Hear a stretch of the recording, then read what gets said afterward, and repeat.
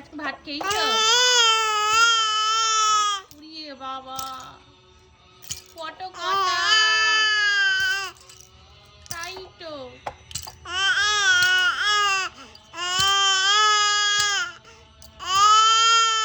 উড়িয়ে বাবা তুমি কি বলছো মা? তুমি কি বলছো? এত জোরে কটা কি কটা এগুলো? তুমি খেয়েছো ভাত খেয়েছো আজকে? আঙুর কেউ খায় না। ছি ছি ছি ছি ছি এ নাও নাও নাও আর তো কথা বলো না না মোবাইল নেয় না